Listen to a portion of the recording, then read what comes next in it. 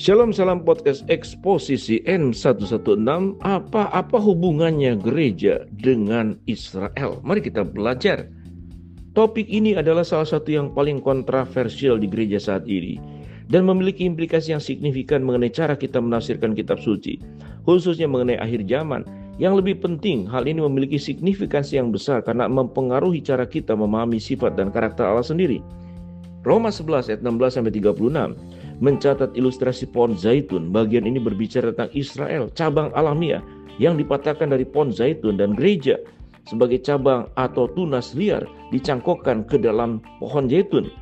Karena Israel disebut sebagai cabang seperti halnya gereja, masuk akal bahwa tidak ada kelompok yang merupakan seluruh pohon, sehingga untuk berbicara sebaliknya seluruh pohon mewakili pekerjaan Allah dengan umat manusia secara keseluruhan. Oleh karena itu, program Allah dengan Israel dan program Allah dengan gereja adalah bagian dari pelaksanaan tujuannya di antara manusia secara umum. Tentu saja ini tidak dimaksudkan untuk berarti bahwa kedua program tersebut tidak memiliki signifikansi. Seperti yang telah dicatat oleh banyak komentator, Alkitab memberikan lebih banyak ruang mengenai rencana Allah dengan Israel dan gereja daripada urusan Allah lainnya. Kejadian 12, Allah berjanji kepada Abraham bahwa ia akan menjadi bapa bagi bangsa yang besar, orang Yahudi. Orang Yahudi akan memiliki tanah, bangsa ini akan diberkati di atas semua bangsa lain, dan semua bangsa lain akan diberkati dari Israel. Jadi sejak awal Allah menyatakan bahwa Israel akan menjadi umat pilihannya di bumi, tetapi berkatnya tidak akan terbatas hanya kepada mereka. Galatia 3 ayat 14 mengidentifikasi sifat berkat yang akan datang kepada semua bangsa lain, sehingga melalui Yesus Kristus berkat Abraham sampai kepada bangsa-bangsa lain, sehingga oleh iman kita menerima roh yang dijanjikan itu. Semua bangsa di dunia diberkati oleh Israel yang melaluinya juru selamat dunia datang. Rencana penebusan Allah dibangun di atas pekerjaan Yesus Kristus yang telah selesai, keturunan Daud dan Abraham. Tetapi kematian Kristus di kayu salib sudah cukup untuk dosa seluruh dunia, bukan hanya untuk orang Yahudi. Galatia 3 ayat 6-8 menyatakan, perhatikan juga Abraham. Ia percaya kepada Tuhan, maka Allah memperhitungkan hal itu kepadanya sebagai kebenaran. Jadi ketahuilah bahwa mereka yang percaya mereka adalah anak-anak Abraham. Kitab suci sebelumnya mengetahui bahwa Allah membenarkan orang-orang bukan Yahudi oleh karena iman, dan terlebih dahulu memberitakan Injil kepada Abraham. Olehmu segala bangsa akan diberkati. Akhirnya Galatia 3 ayat 29 mengatakan, jika kamu memilih Kristus, maka kamu adalah keturunan Abraham dan ahli waris menurut janji Allah. Dengan kata lain, di dalam Kristus orang-orang percaya diperhitungkan benar oleh iman dengan cara yang sama seperti Abraham. Galatia 3 ayat 6-8. Jika kita ada dalam Kristus, maka kita adalah bagian dari berkat Israel dan semua bangsa dalam karya penebusan Kristus.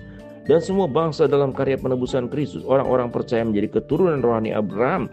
Orang-orang percaya tidak menjadi orang Yahudi secara fisik, tetapi mereka dapat menikmati jenis berkat dan hak istimewa yang sama seperti orang-orang Yahudi. Nah, ini tidak bertentangan membantahkan wahyu yang diberikan dalam perjanjian lama. Janji Allah dalam perjanjian lama masih berlaku, dan hubungan Allah dengan Israel sebagai umat pilihan menunjukkan kepada pekerjaan Kristus sebagai penebus seluruh dunia.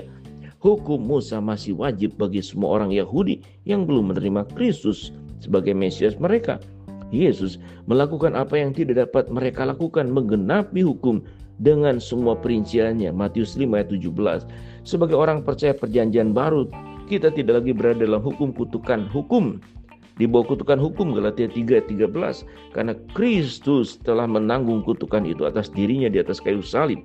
Hukum memiliki dua tujuan: untuk menyingkapkan dosa dan ketidakmampuan manusia berdasarkan jasa-jasanya sendiri untuk melakukan apapun tentang hal itu, dan untuk mengarahkan kita kepada Kristus yang menggenapi hukum Taurat. Kematiannya di atas kayu salib sepenuhnya memiliki persyaratan kesempurnaan Allah yang benar.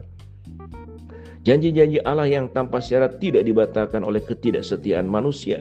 Tidak ada yang kita lakukan yang mengejutkan Tuhan, dan Dia tidak perlu menyesuaikan rencananya menurut cara kita berperilaku.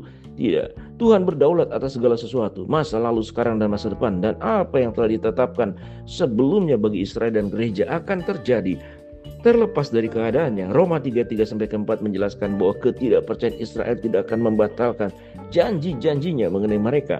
Bagaimana jika ada orang yang tidak beriman? Dapatkah ketidakpercayaannya mereka membatalkan kesetiaan Allah? Sama sekali tidak. Allah adalah benar dan semua manusia pembohong.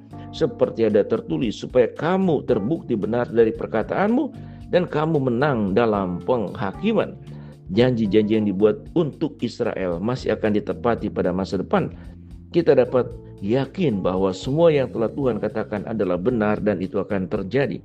Tetapi karakter dan konsistensinya, gereja tidak menggantikan Israel dan tidak boleh mengharapkan penggenapan simbolis dari janji-janji perjanjian lama.